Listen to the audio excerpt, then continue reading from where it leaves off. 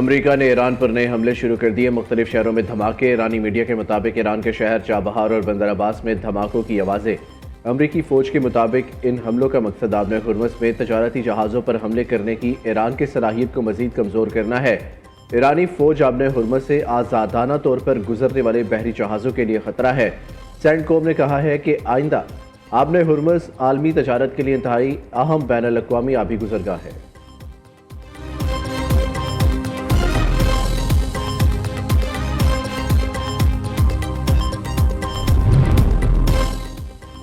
صدر ٹرمپ کا ایران میں امریکی زمینی فوج بھیجنے پر سنجیدگی سے غور۔ امریکی اخبار نے سنسنی خیز دعویٰ کیا ہے کہ صدر ٹرمپ آبِ ہرمز کے قریب واقع اسٹریٹجک ایرانی جزائر پر قبضہ کرنے کے لیے زمینی فوج اتارنے کی منصوبہ بندی کر رہے ہیں۔ اس جارحانہ فوجی اقدام کا مقصد تجارتی بحری راستوں کا کنٹرول حاصل کرنا اور ایرانی خطرات کو ہمیشہ کے لیے ختم کرنا ہے۔ ماہرین کے مطابق اگر یہ فیصلہ ہوا تو مڈل ایسٹ میں ایک نئی اور ہولناک جنگ چھڑ سکتی ہے۔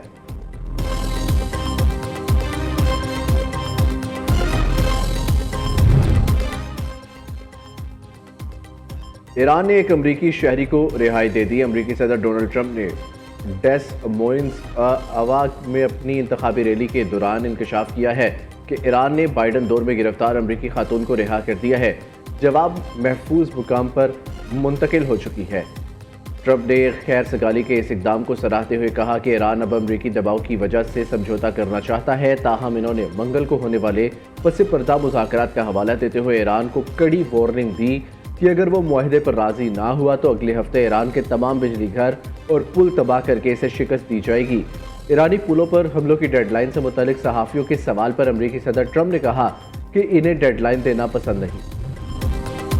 ایران کا امریکی حملوں کے جواب میں آپریشن نصر 2 جاری۔ ایرانی فوج کا بحرین میں متعدد امریکی اہداف کو نشانہ بنانے کا دعویٰ۔ پاسداران انقلاب کے مطابق بحرین میں جفیر بیس پر میزائل اور ڈرون حملے کیے گئے۔ امریکی اسلحے کے کئی گودام، سیٹلائٹ کمیونیکیشن سینٹر اور امریکی افواج کے زیر استعمال ایک عمارت کو نشانہ بنایا۔ پاسداران انقلاب کا اردن میں امریکی ایئر بیس کو بیلسٹک میزائلوں سے نشانہ بنانے کا دعویٰ۔ امریکی فوج کے مطابق آبِ ہرمز اس وقت تک بند رہے گی جب تک امریکہ ایران کے قانونی نظام حکمرانی۔ آبِ ہرمز سے متعلق انتظامات برقرار رکھنا ایران کی قومی سلامتی کے لیے ناگزیر ہے۔ ایرانی فوج کو دشمن کی جارحیت کا جواب دینے کے لیے مکمل آزادی حاصل ہے۔ ایرانی اسپیکر باقر کالیباف کہتے ہیں کہ ایران نے کبھی جنگ کو ترجیح نہیں دی، لیکن قومی سلامتی کے لیے ہر وقت تیار رہیں گے۔ صرف جنگ یا صرف مذاکرات کو واحد حل سمجھنا اسٹریٹجی غلطی ہے۔ مذاکرات ہتھیار ڈالنے کا نام نہیں بلکہ مزاحمت کی حکمت عملی کا حصہ ہے۔ جنگ ہو یا مذاکرات، ہماری حکمت عملی قومی مفادات پر مبنی ہے۔ ہمیں اپنی طاقت پر انحصار کرنا ہوگا، مزید مضبوط بننا ہوگا۔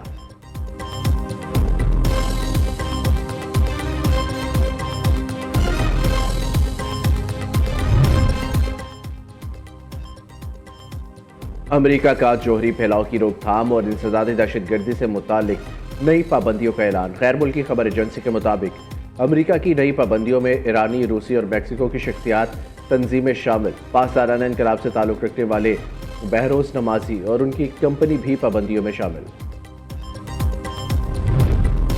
ایران میں مبینہ طور پر لاپتہ ہونے والے پاکستانی شہریوں کے معاملے میں اہم پیش رفت۔ ڈی جی ایف آئی اے عثمان انور کی کوششوں کے باعث 2 پاکستانی شہری بحفاظت پاکستانی سفارت خانے تہران پہنچ گئے۔ طلحہ اور شہزاد کا تعلق لاہور کے گاؤں حسین سے ہے۔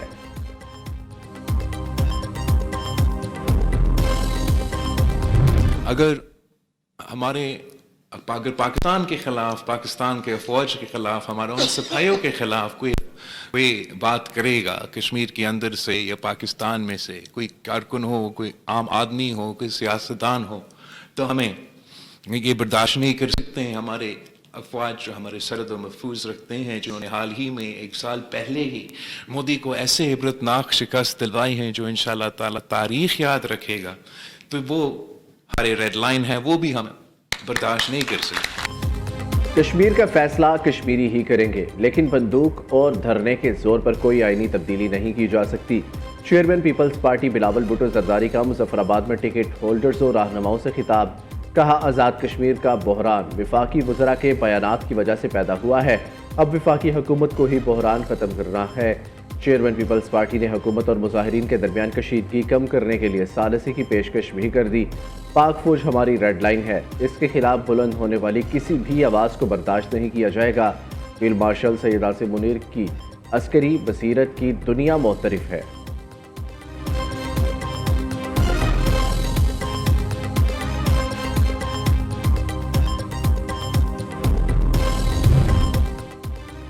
پاکستان کی معیشت استحکام کی راہ پر گامزن، کاروباری برادری معیشت کی ریڑھ کی ہڈی، سرمایہ کاری، برآمدات اور شفاف ٹیکس نظام حکومت کی ترجیح ہے۔ وزیر اعظم کی زیر صدارت ایف بی آر اصلاحات پر جائزہ اجلاس، ایف بی آر میں جاری اصلاحات اور ٹیکس نظام میں بہتری پر پیش رفت کا جائزہ۔ شہباز شریف نے ہدایت کی کہ کاروباری طبقے کے جائز مسائل فوری حل کیے جائے۔ وزیر اعظم شہباز شریف نے Pakistan animal identification and traceability system کا افتتاح کر دیا۔ تقریب سے خطاب میں کہا کہ green corporate life stock initiative کی کاوشیں قابل ستائش ہے، ہمیں صوبوں کے ساتھ مل کر لمبا سفر طے کرنا ہے۔ وزیر اعظم سے چیئرمین این ٹی ایم اے کی ملاقات، شہباز شریف کی مونسون بارشوں سے نمٹنے کے لیے پیشگی انتظامات یقینی بنانے کی ہدایت۔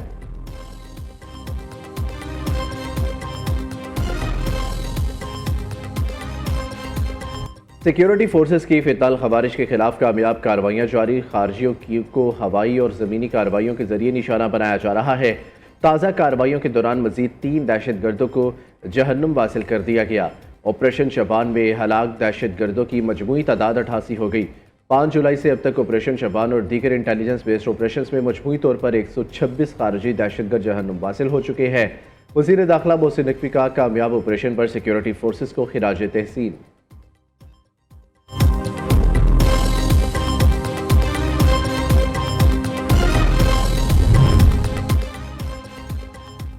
آزاد کشمیر کے امن کی دشمن انتشاری کمیٹی کا اشتعال انگیز ایجنڈا عوامی حقوق کی آڑ میں کالعدم ایکشن کمیٹی کے شرپسند عناصر مسلسل قانون نافذ کرنے والے اداروں کے اہلکاروں کو نشانہ بنا رہی ہے۔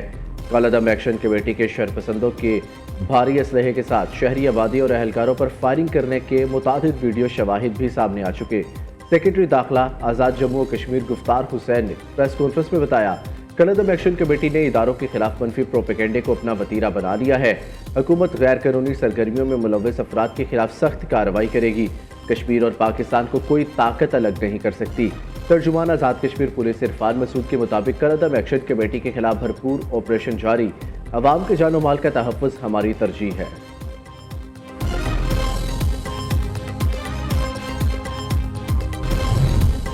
وزیر اعلیٰ پنجاب مریم نواز کا انقلابی اور تاریخی اقدام، chief minister pink salt value addition financing scheme کا ڈیجیٹل اجرا کر دیا۔ قائد آباد کے قریب 110 ایکڑ پر pink salt mineral processing zone قائم کرنے کا اعلان۔ Pink salt value added product کی محفوظ صنعت کاری، pink salt value addition financing scheme کا آغاز کر دیا۔ شہداء کے خلاف متنازعات تقریر کا معاملہ، سیشن کورٹ لاہور نے مولانا فضل الرحمان سے 17 اگست تک جواب طلب کر لیا۔ ایڈیشنل اینڈ سیشن جج لاہور ملک لطیف نے مقامی وکیل کی درخواست پر سماعت کی۔ گجرانوالہ سیشن کورٹ میں مولانا فضل الرحمان کے خلاف اندراج مقدمہ کی درخواست عدالت نے سربراہ جے یو آئی کو 28 جولائی کو طلب کر لیا۔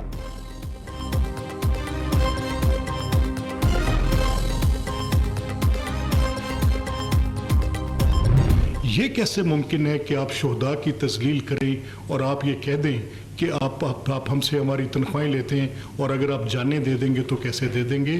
یہ بالکل آپ کی بات جو ہے میں سمجھتا ہوں کہ آپ کو اس سے پوری پاکستانی قوم سے معافی مانگنی چاہیے۔ مولانا فضل الرحمان شہداء کی توہین پر قوم سے معافی مانگے، یہ کیسے ممکن ہے؟ آپ شہداء کی تذلیل کریں۔ شہداء کی تذلیل کسی صورت قبول نہیں۔ جب آپ کے پاس ایک صوبے کی حکومت ہو تو فوج کا سیاسی کردار قبول، اگر حکومت نہ ہو تو آپ ملک میں شورش برپا کر دیتے ہیں۔ اسپیکر پنجاب اسمبلی کا مولانا فضل الرحمان کو جواب، ملک احمد خان کا کہنا ہے مولانا نے پرویز مشرف کو بارودی صدر بننے کی حمایت کی۔ آپ فوج کے سیاسی کردار پر تب بات کریں جب آپ خود اس کی حمایتی نہ ہو۔ آج دنیا وزیر اعظم اور فیلڈ مارشل کی امن کوششوں کی تعریف کر رہی ہے۔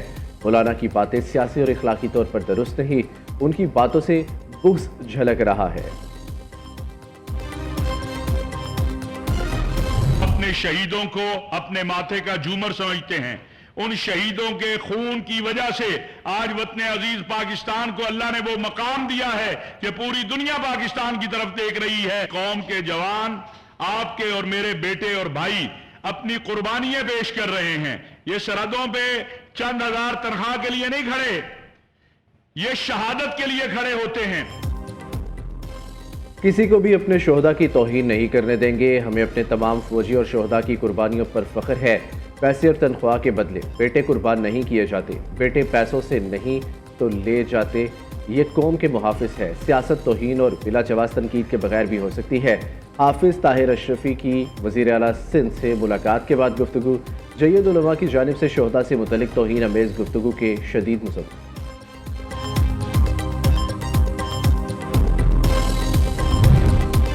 نفرت انگیز بیانیے کا مقابلہ قومی اتحاد اور یکجہتی سے کیا جا سکتا ہے. وزیر اعلیٰ مراد علی شاہ کا اجلاس میں اظہار خیال. قومی اور صوبائی پیغام امن کمیٹی سے تعاون جاری رکھنے کا عزم. وزیر اطلاعات شرجیل میمن نے کہا شہداء ہمارے ماتھے کا جھومر ہے. شہداء کی قربانیوں کو خراج عقیدت پیش کرتے ہیں اور ان کی بہت قدر کرتے ہیں. شہداء سے متعلق کسی بھی قسم کی توہین امیز گفتگو غیر مناسب اور ناقابل برداشت ہے. شہداء قربانیاں دے کر پاکستان کو امن کا گہوارہ بنا رہے ہیں.